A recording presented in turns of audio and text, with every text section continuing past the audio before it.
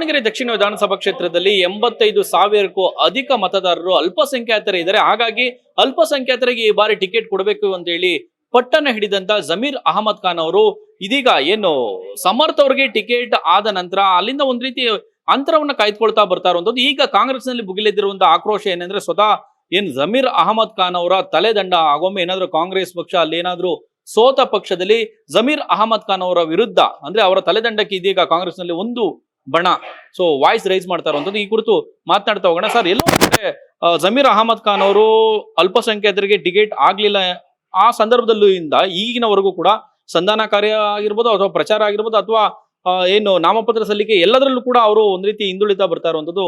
ಇದು ಆಕ್ರೋಶಕ್ಕೆ ಕಾರಣ ಆಗಿರುವಂತದ್ದು. ಆಗೊಮ್ಮೆ ಏನಾದ್ರೂ ಕಾಂಗ್ರೆಸ್ ಪಕ್ಷ ಸೋತ್ರೆ ಜಮೀರ್ ಅಹಮದ್ ಖಾನ್ ಅವರ ತಲೆದಂಡ ಆಗುತ್ತೆ, ಇಂಥದ್ದೊಂದು ಚರ್ಚೆ ರಾಜಕೀಯ ಪಡಸಾಲೆಯಲ್ಲಿ ಆಗ್ತಾ ಇರುವಂತದ್ದು. ಭಾಸ್ಕರ್, ಕಾಂಗ್ರೆಸ್ ಅಲ್ಲಿ ಅಲ್ಪಸಂಖ್ಯಾತರ ನಾಯಕ ಅಂತ ಬಿಂಬಿಸ್ಕೊಂಡಿರೋರು ಬಹುತೇಕ ಜಮೀರ್ ಅಹಮದ್ ಅವರು. ಅಲ್ಪಸಂಖ್ಯಾತರ ಇವರು ಏನಿದ್ದಾರೆ ಅವರೆಲ್ಲ ಜಮೀರ್ ಮಾತು ಕೇಳ್ತಾರೆ ಅನ್ನೋ ಒಂದು ಇದಿದೆ. ಯಾವುದೇ ಅಲ್ಪಸಂಖ್ಯಾತರಲ್ಲಿ ಬಿಕ್ಕಟ್ಟು ಉಂಟಾದಾಗ, ಸಮಸ್ಯೆ ಎದುರಾದಾಗ ಮುಖ್ಯಮಂತ್ರಿಗಳಾಗಲಿ ಸರ್ಕಾರ ಆಗಲಿ ಈ ಜಮೀರ್ ಅಹಮದ್ ಕಳಿಸಿ ಸಮಸ್ಯೆಯನ್ನು ಬಗೆಹರಿಸ್ತಾ ಇದ್ರು. ಆಮೇಲೆ ಏನು ಹೇಳ್ತಿದ್ರು, ಯಾವುದೇ ಸಂದರ್ಭದಲ್ಲಿ ಮುಖ್ಯಮಂತ್ರಿ ಬದಲಾವಣೆ ಮತ್ತಿತರ ಸಂದರ್ಭಗಳಲ್ಲಿ ಜಮೀರ್ ಏನು ಹೇಳ್ತಾ ಇದ್ರು, ಹೈಕಮಾಂಡ್ ಪಕ್ಷ ನಮ್ಮದು, ಹೈಕಮಾಂಡ್ ಏನು ಹೇಳ್ತಾರೆ ಅದಕ್ಕೆ ನಾವು ತಲೆ ಬಾಗ್ತೀವಿ ಅಂತ ಸ್ವತಃ ಜಮೀರ್ ಹೇಳ್ತಾ ಇದ್ರು. ಈಗ ಹೈಕಮಾಂಡು ಒಂದು ನಿರ್ಧಾರ ಮಾಡಿದೆ, ದಾವಣಗೆರೆಯಲ್ಲಿ ಸಮರ್ಥ್ ಅವರಿಗೆ ಟಿಕೆಟ್ ಕೊಟ್ಟಿದೆ, ಅಲ್ಪಸಂಖ್ಯಾತರ ಅಭ್ಯರ್ಥಿಗೆ ಟಿಕೆಟ್ ಕೊಟ್ಟಿಲ್ಲ. ಅಂದರೆ ಜಮೀರ್ ಹೇಳ್ದವರಿಗೆ ಟಿಕೆಟ್ ಕೊಟ್ಟಿಲ್ಲ, ಹೈಕಮಾಂಡ್ ಹೇಳ್ದವರಿಗೆ ಟಿಕೆಟ್ ಕೊಟ್ಟಿದೆ ಅಂದಮೇಲೆ ಜಮೀರ್ ಅವರು ಕೂಡ ಹೈಕಮಾಂಡ್ ಹೇಳ್ದಂಗೆ ಕೇಳಬೇಕು. ಆದರೆ ಈಗ ಜಮೀರ್ ಅವರು ಹೈಕಮಾಂಡ್ ಹೇಳ್ದಂಗೆ ಕೇಳಿಲ್ಲ. ಅಲ್ಲಿ ಅಲ್ಪಸಂಖ್ಯಾತ ಅಭ್ಯರ್ಥಿಯನ್ನ ಮನವೊಲಿಸೋದಾಗ್ಲಿ, ವಾಪಸ್ ತೆಗ್ಸೋದಾಗ್ಲಿ ಮತ್ತೆ ಯಾವುದೇ ಕೆಲಸಗಳನ್ನ ಜಮೀರ್ ಖುದ್ದು ನಿಂತು ಮಾಡಿಲ್ಲ. ಹಾಗಾಗಿ ಹೈಕಮಾಂಡ್ ಬೇಜಾರಾಗಿದೆ, ಮುಖ್ಯಮಂತ್ರಿಗಳು ಉಪಮುಖ್ಯಮಂತ್ರಿಗಳು ಆದರೆ ಅಸಮಾಧಾನ ಆಗಿದ್ದಾರೆ. ಈ ವಾಪಸ್ ತೆಗೆಸ್ಬೇಕಿತ್ತು.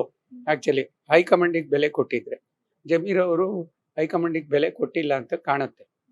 ಹಾಗಾಗಿ ಈಗ ಮುಂಬರುವ ಸಚಿವ ಸಂಪುಟದಲ್ಲಿ ಯಾಕೆ ಜಮೀರನ್ನು ಕೈ ಬಿಡಬಾರ್ದು, ಅವ್ರನ್ನ ಯಾಕೆ ನೀವು ಸಂಪುಟದಲ್ಲಿ ಇಟ್ಕೊಂಡಿದ್ದೀರಾ ಅಂತ ಆಕ್ರೋಶದ ಮಾತುಗಳು ಅಲ್ಲಿ ಕೇಳಿ ಬಂದಿದೆ. ನೋಡಿ, ನಾಳೆ ಏನಾದರೂ ದಾವಣಗೆರೆ ಉಪಚುನಾವಣೆಯಲ್ಲಿ ಕಾಂಗ್ರೆಸ್ಗೆ ಏನಾದ್ರು ಹೆಚ್ಚು ಕಡಿಮೆ ಆಯಿತು ಅಂದರೆ, ಯಾವ ಸರ್ಕಾರ, ಕಾಂಗ್ರೆಸ್ ಸರ್ಕಾರ ಮಧ್ಯ ಕರ್ನಾಟಕ ಭಾಗದಿಂದ ಅಧಿಕಾರಕ್ಕೆ ಬಂದಿತ್ತೋ ಅದೇ ಮಧ್ಯ ಕರ್ನಾಟಕ ಭಾಗದಿಂದ ಅಧಪತನ ಸ್ಟಾರ್ಟ್ ಆಗುತ್ತೆ.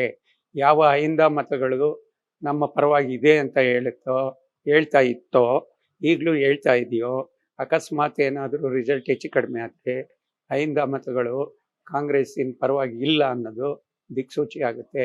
ಭಾಳ ಎಚ್ಚರಿಕೆಯಿಂದ ಇರಬೇಕಾಗುತ್ತೆ. ಆದರೆ ಅಲ್ಲಿ ನೋಡಿ, ಕಡಿಮೆ ಓಟ್ ಅಲ್ಲ, 80,000 ಅಲ್ಪಸಂಖ್ಯಾತರ ಮತಗಳಿದೆ. ಅಲ್ಲಿ 23 ಅಭ್ಯರ್ಥಿಗಳು ಕಣದಲ್ಲಿದ್ದಾರೆ.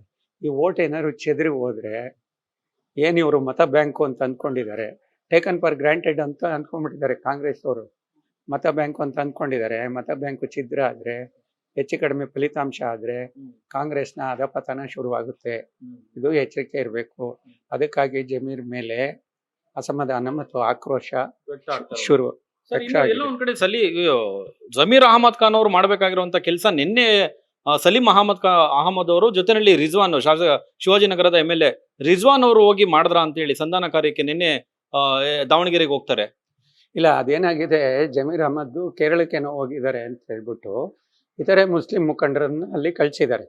ಆಕ್ಚುಲಿ ನೋಡಿ, ನಿಮಗೆ ಜಮೀರ್ ಅಹಮದ್ ಹೋಗ್ಬೇಕಿತ್ತು, ಸಚಿವ ಸಂಪುಟದಲ್ಲಿರೋರು ರಹೀಮ್ ಖಾನ್ ಹೋಗ್ಬೇಕಿತ್ತು, ಮುಖ್ಯಮಂತ್ರಿಗಳ ರಾಜಕೀಯ ಕಾರ್ಯದರ್ಶಿ ಆಗಿದ್ದ ನಜೀರ್ ಅಹಮದ್, ಇವರೆಲ್ಲ ಹೋಗಿ ಮನವೊಲಿಸ್ಬೇಕಿತ್ತು. ಮನವೊಲಿಸಿ ನಾಮಪತ್ರ ವಾಪಸ್ ತೆಗೆಸ್ಬೇಕಿತ್ತು.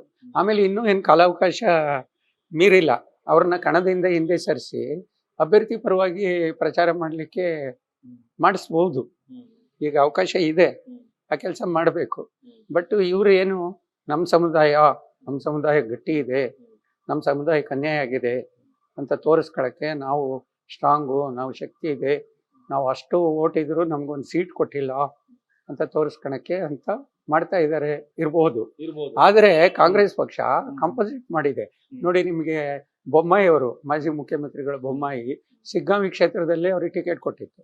ರಾಮನಗರ ಮಾಜಿ ಮುಖ್ಯಮಂತ್ರಿಗಳ ಮಗ ಕುಮಾರಸ್ವಾಮಿ ಅವರ ಮಗ ನಿಂತ ಕ್ಷೇತ್ರದಲ್ಲಿ ಟಿಕೆಟ್ ಕೊಟ್ಟು ಗೆಲ್ಸಿತ್ತು. ಮೈಸೂರು ಕ್ಷೇತ್ರದಲ್ಲಿ ಗೆಲ್ಸಿತ್ತು. ಅಲ್ಪಸಂಖ್ಯಾತರು ಕೂಡ ಅದನ್ನೆಲ್ಲ ಪರಿಗಣನೆಗೆ ತಗೋಬೇಕು.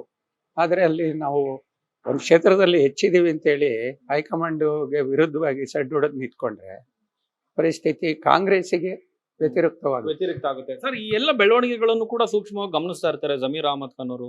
ಬಹಳ ಜವಾಬ್ದಾರಿಯುತ ಸ್ಥಾನದಲ್ಲಿರುವಂತವ್ರು, ಸಚಿವರಾಗಿರುವಂತವ್ರು, ಎಲ್ಲವನ್ನು ಸೂಕ್ಷ್ಮವಾಗಿ ಗಮನಿಸ್ತಾ ಇರುವಂತವ್ರು. ಎಲ್ಲರಲ್ಲೂ ಕುತೂಹಲ, ಫೈನಲಿ ಹೋಗ್ತಾರ ಪ್ರಚಾರಕ್ಕಾದ್ರೂ ಹೋಗ್ತಾರ ಆ ಕ್ಷೇತ್ರಕ್ಕೆ? ಈಗ ಏನು ಅಲ್ಪಸಂಖ್ಯಾತರ ಮತವನ್ನ ಸೆಳೆದೇ ಇದ್ದಂತ ಪಕ್ಷದಲ್ಲಿ ಈ ರೀತಿ ಎಲ್ಲ ಪರಿಣಾಮ ಆಗೋ ಸಾಧ್ಯತೆ ಇದೆಯಾ?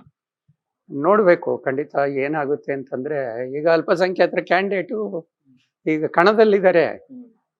ಅದು ದೊಡ್ಡ ಆಮೇಲೆ ಸಮಸ್ಯೆ. ಇನ್ನೊಂದು ಏನಾಗಿದೆ ಹ್ಮ್. ನೋಡಿ, ನಿಮಗೆ ಈ ಶಿಗ್ಗಾಂವಿ ಕ್ಷೇತ್ರದಲ್ಲಿ ಅಲ್ಪಸಂಖ್ಯಾತರ ಕ್ಯಾಂಡಿಡೇಟ್ ಇದ್ದಾಗ ಏನಾಗಿತ್ತು, ಅಲ್ಲಿ MIM, SDPI ಮತ್ತೆ ಬೇರೆ ಬೇರೆ ಪಕ್ಷದವರು ಇದ್ರಲ್ಲ, ಅವ್ರು ಯಾರು ಕ್ಯಾಂಡಿಡೇಟ್ ಹಾಕಿರ್ಲಿಲ್ಲ. ಎಲ್ಲ ಒಗ್ಗಟ್ಟಾಗಿ ಆ ಕ್ಯಾಂಡಿಡೇಟ್ನ ಪರವಾಗಿ ನಿಂತಿದ್ರು. ಮತ್ತೆ ಕಾಂಗ್ರೆಸ್ನ ಸಾಂಪ್ರದಾಯಿಕ ಮತಗಳು ಅಲ್ಲಿ ಬಂದವು. ಹಂಗಾಗಿ ಅಲ್ಲಿ ಗೆಲ್ಲಿಕ್ಕೆ ಸಾಧ್ಯ ಆಯಿತು. ಇಲ್ಲೇನಾಯಿತು, ಯಾವಾಗ ಇವರು ಅಲ್ಪಸಂಖ್ಯಾತರಿಗೆ ಟಿಕೆಟ್ ಕೊಡಲ್ಲ ಅಂತ ಗೊತ್ತಾಯಿತು, ಇಲ್ಲಿ ಮುಸ್ಲಿಂ ಕ್ಯಾಂಡಿಡೇಟ್ ಆಯಿತು, SDPI ಅವರು ಬಂತು, ಬೇರೆ ಬೇರೆ ಪಕ್ಷೇತರರು ಬಂದರು, ಇವರೆಲ್ಲ ಬಂದು ನಿಂತ್ಕೊಂಡ್ರು. ಆ ಏನು ಅಲ್ಪಸಂಖ್ಯಾತರ ಮತಗಳಿದೆ ಅವು ಕಾಂಗ್ರೆಸ್ಸಿಗೆ ಹೋಗ್ದಂಗೆ ಅವ್ರೇನಾದರೂ ನೋಡ್ಕೊಂಡ್ರೆ ಕಾಂಗ್ರೆಸ್ಸಿಗೆ ಹೊಡೆತ ಬೀಳುತ್ತೆ. ಸರ್, ಇದರ ಒಳ ಲಾಭ ಬಿಜೆಪಿಗೆ ಆಗುತ್ತಾ ಸರ್? ಒಳಲಾಭ ಅಲ್ಲ, ಇದ್ರ ನೇರವಾದ ಲಾಭನೇ. ನೇರವಾದ ಲಾಭ. ಇದ್ರ ನೇರವಾದ ಲಾಭನೇ. ಹಂಗಾಗಿ ಬಿಜೆಪಿಗಾದ್ರೆ ಆಶ್ಚರ್ಯ ಇಲ್ಲ. ಹೌದು, ಇದ್ರ ತಲೆದಂಡ ಅಲ್ಪಸಂಖ್ಯಾತರ ನಾಯಕರಿಗೆ ಆಗ್ಲೇಬೇಕಾಗುತ್ತೆ. ಧನ್ಯವಾದಗಳು. ಎಸ್, ನೋಡಿದ್ರಲ್ಲ, ಇಲ್ಲ ಒಂದ್ ಕಡೆ ಜಮೀರ್ ಅಹಮದ್ ಖಾನ್ ಅವರು ದಾವಣಗೆರೆ ದಕ್ಷಿಣ ವಿಧಾನಸಭಾ ಕ್ಷೇತ್ರದಿಂದ ಪ್ರಚಾರದ ವಿಚಾರವಾಗಿರ್ಬೋದು, ಅಥವಾ ಏನು ಮುಸಲ್ಮಾನರ ಬಂಡಾಯ ಇದ್ದಂತ ಅಭ್ಯರ್ಥಿಗಳ ಮನ ಓಲೈಕೆ ಮಾಡುವಂತ ಕೆಲಸ ಆಗಿರ್ಬೋದು, ಎಲ್ಲದರಿಂದಲೂ ಕೂಡ ಟೋಟಲಿ ದೂರ ಉಳಿತಾ ಇರುವಂತದ್ದು. ಇದು ಕಾಂಗ್ರೆಸ್ ನಾಯಕರ ಅಸಮಾಧಾನಕ್ಕೆ ಕಾರಣ ಆಗಿರುವಂತದ್ದು, ಜೊತೆಯಲ್ಲಿ ಅವರ ಆಕ್ರೋಶಕ್ಕೂ ಕೂಡ ಕಾರಣ ಆಗಿರುವಂತದ್ದು. ಮುಂದಿನ ದಿನಗಳಲ್ಲಿ ಕಾಂಗ್ರೆಸ್ ಫಲಿತಾಂಶ ಏನಾದ್ರೂ ದಾವಣಗೆರೆ ದಕ್ಷಿಣ ವಿಧಾನಸಭಾ ಕ್ಷೇತ್ರದಲ್ಲಿ ವ್ಯತಿರಿಕ್ತವಾಗಿ ಏನಾದ್ರೂ ಬಂದ್ರೆ ಸಚಿವರಾದಂತಹ ಜಮೀರ್ ಅಹಮದ್ ಖಾನ್ ಅವರ ತಲೆದಂಡ ಗ್ಯಾರಂಟಿ ಅಂತ ಹೇಳಲಾಗ್ತಾ ಇದೆ. ನಿಮ್ಮ ಅನಿಸಿಕೆ ಈ ಒಂದು ವಿಚಾರಕ್ಕೆ ಸಂಬಂಧಪಟ್ಟ ಹಾಗೆ ಕಾಮೆಂಟ್ ಮಾಡಿ. ನೋಡ್ತಾರೆ ಈ ಸಂಜೆ ನ್ಯೂಸ್, ಇದು ಸಮಸ್ತ ಕನ್ನಡಿಗರ ಧ್ವನಿ.